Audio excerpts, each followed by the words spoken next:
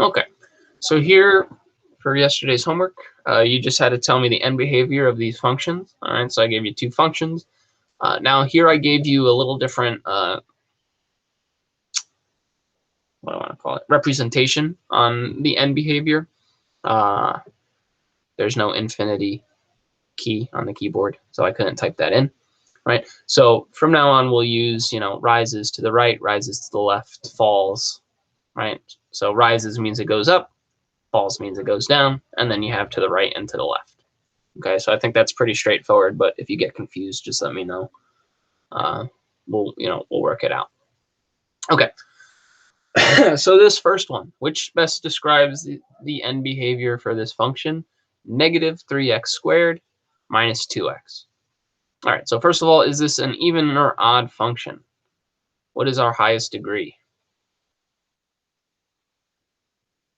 2. 2. So it is an even function. So our end behavior should be going in the same direction. So right away, this second one and this fourth one, you can eliminate, right? Because this is falls and rises. This is second and third. Falls, rises, rises, falls, right? So they swap. So it's either going to rise on both sides or it's going to fall on both sides. So to figure that out, we go to the front, the leading coefficient. There we have a negative value. So it will be falls on both sides. Okay. Right. Another way you can do it is you can graph it out, right? If you have a graphing calculator, or if you use Desmos online, right? Just type it in and take a look at what the graph looks like. Okay. It would be an upside down parabola. So it would fall on both sides. Down here, we have another binomial, 10x to the 9th minus 1. Okay. Now, here our function is going to be odd. So we have opposite directions. Okay. One side's going to rise, one side's going to fall. So again, we can eliminate two of our options, right? We can eliminate the first and the second because those go in the same direction. Now, all you have to remember here is which direction it goes if it's positive, which direction it goes if it's negative. Okay, here we have a positive function, or I'm sorry, a positive leading coefficient. So that means it's going to rise on the right side. It increases as x increases, and it will fall to the left side. So there, your answer would be the third option. Any questions?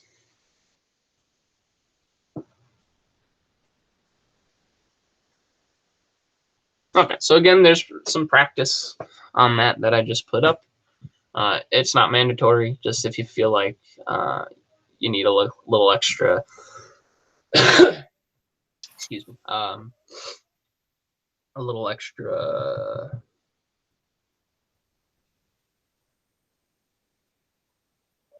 practice. Okay, you can do that. I don't know why I forgot the word practice. It's a long day already. Okay, today,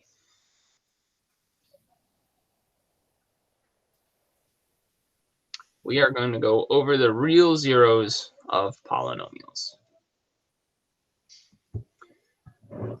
as compared to our complex numbers. Okay, so we'll be getting to that eventually, but I want to make sure we get the real zeros down.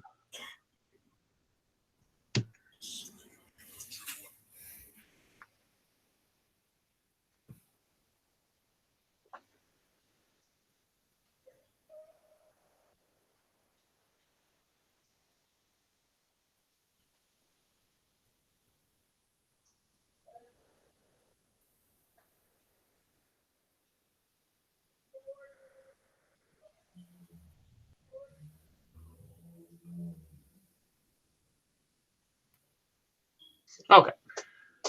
Well, actually, before we begin that, let's remember what zeros are. Okay, zeros, another way to say zeros are solutions, okay, or x-intercepts, okay? So, we have a function, it crosses the x-axis, each one of those points we would consider a 0. So our first main rule is a function of degree n will have at most n real zeros. All right, so that's something that's pretty straightforward. So if you had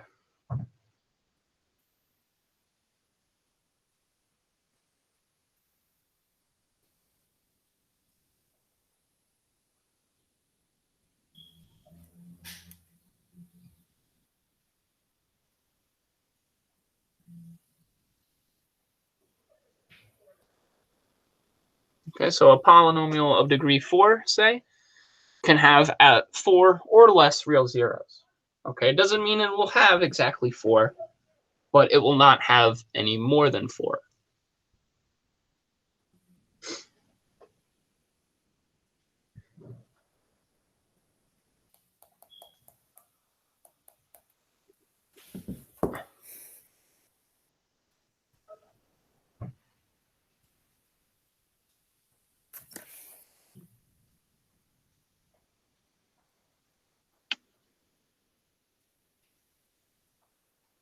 Okay, and then our second rule, which I'll talk about as we look at the graphs. The graph of f of degree n will have at most n minus 1 turning points.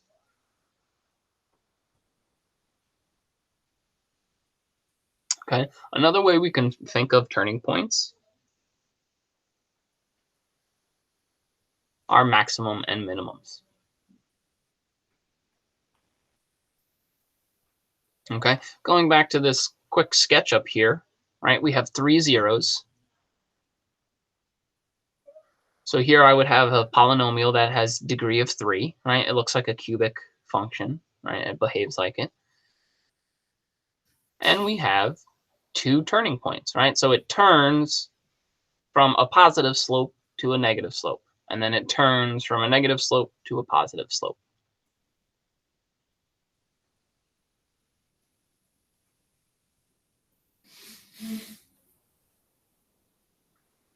All right. So again, like I said, when we get to the bigger part of the lesson and we start sketching graphs, okay, this will help us to sketch.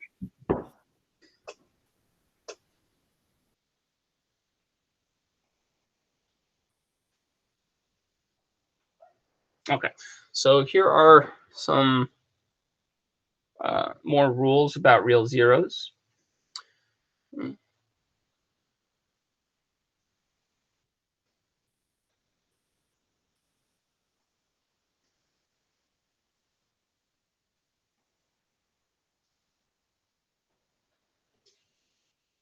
Okay, so if we say that x equals a is a 0, a function f, right? And that's what we're looking for, where x equals a 0. Okay, we can also say x equals a is a solution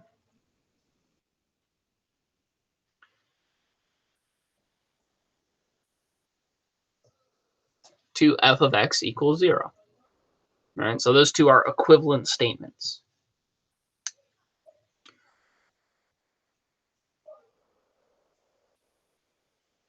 If I have x equals a is a 0 or a solution, then the binomial x minus a is a factor of your polynomial f of x. Or another way to represent it, right? An x-intercept would be the point, comma 0.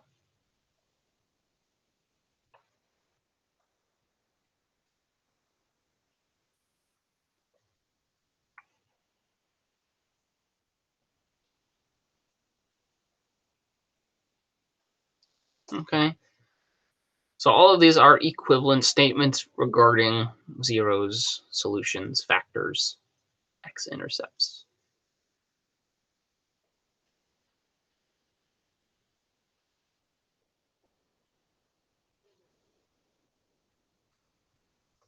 And so they're all equivalent statements. So there's a few different ways that we can find real zeros. one of the main ways is factoring. So let's just jump right into an example.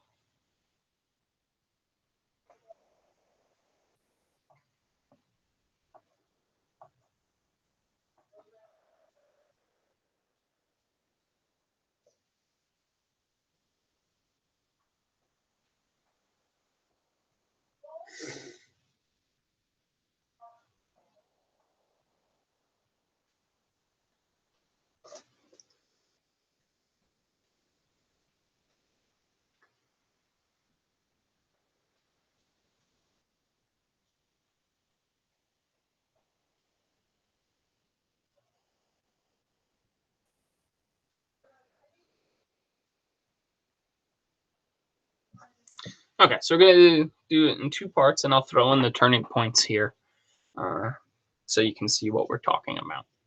So we're looking at the function f of x equals negative 2x to the fourth plus 2x squared. And then we're going to determine the number of turning points that we have. Okay, so our degree. So this part you don't really have to do, but I'm just going to write it just so we have it. We have a degree of 4. Okay, so we have 4. We have 4 possible zeros.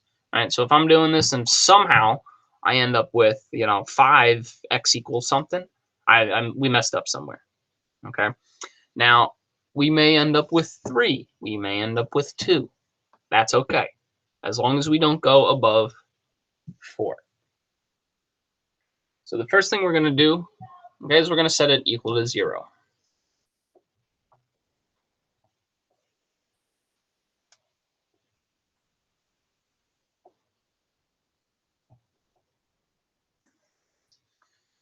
All right, so we set your function equal to 0. All right, you don't need the f of x, but I got it there. So anytime we're looking at polynomials like this,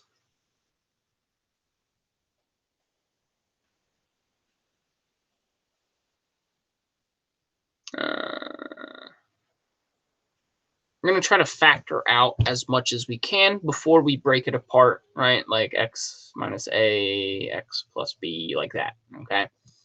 So we're going to try to take out anything that our terms have in common. So here, okay, they have 2 things in common. They have this 2 in the front, right? So I'll write it down here. Hopefully I don't run out of room.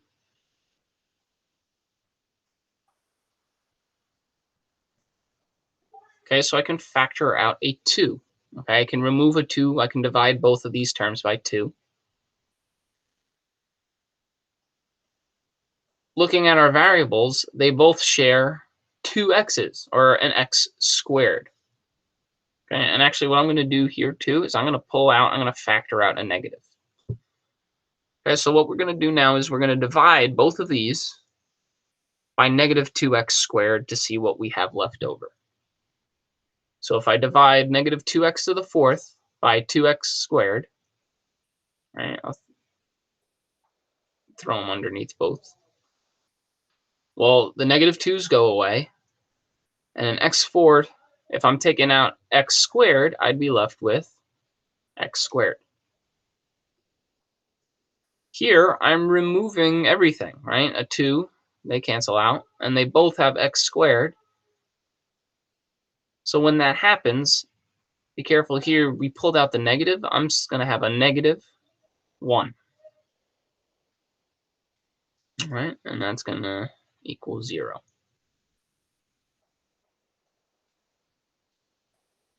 So there's nothing I can do here any further, but this, well, that's a perfect square.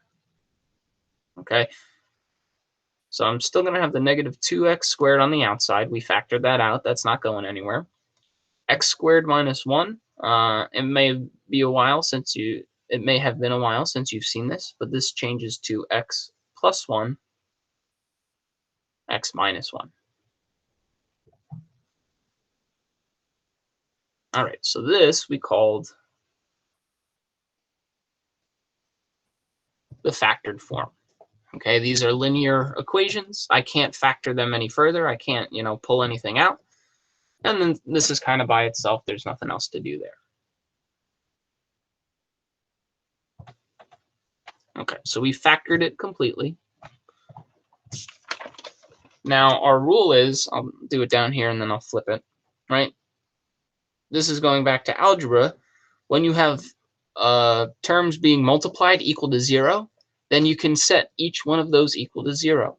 So you have negative 2x squared equals 0, x plus 1 equals 0, x minus 1 equals 0. All right, so each one of these we can separate. Okay, and going back to here, right, I can use these factors to find my zeros. All right, I'm going to rewrite those over here. So I had negative 2x squared equals 0.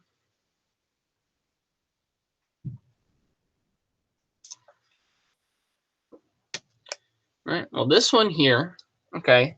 I mean, you know, it's pretty straightforward. What number squared times negative 2 is 0? Well, it's 0. But what I'm going to do is I'm going to go ahead and I'm going to solve it algebraically. So I'm going to divide both sides by negative 2. Well, that gets me x squared equals 0. I take the square root. I get x equals 0. I'm going to hold off on that. We have one factor, or one solution. There. But that's going to come into play later. But let's keep going. Here, if I solve, right, I subtract 1 from both sides. I get x equals negative 1. Here, I add to both sides. And I get x equals positive 1. So even though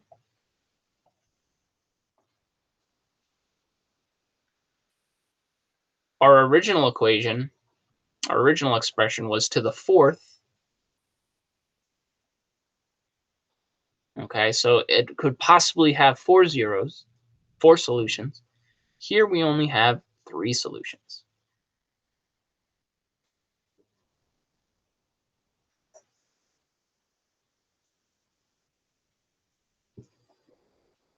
Okay, so that's kind of confusing because we're not sure about our turning point. So remember, you can always go and type it into a calculator.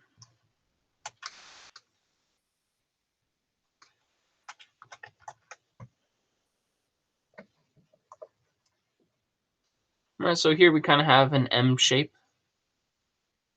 Okay, so we have negative 2x to the 4th. Our end behavior matches up, right? It's a negative even number, so our end behavior is going down. Okay, but because I only have, oh no, we're good, right? Our degree is to the 4th, so our turning points is always the degree minus 1, right? So I turn once up here, twice at 0, and again up top. Okay, so even though we only have 3 solutions,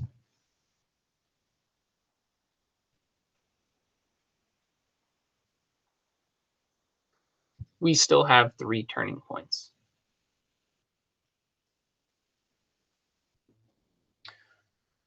Okay, any questions there so far? I know we only have a few minutes, but there's only one more thing I want to talk about.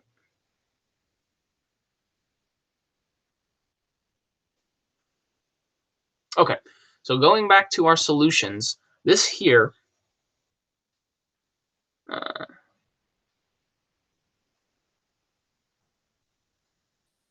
we call this a repeated 0.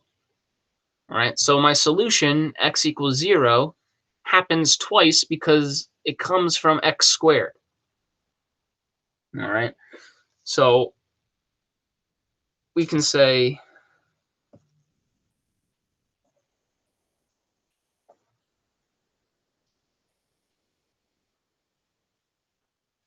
any factor that looks like x minus a to the k power. Okay, so here our k would be 2.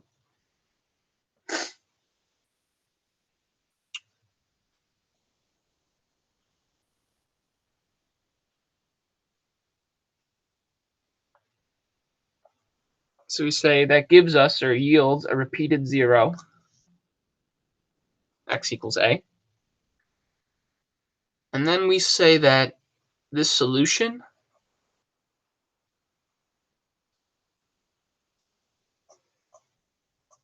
has a multiplicity of k.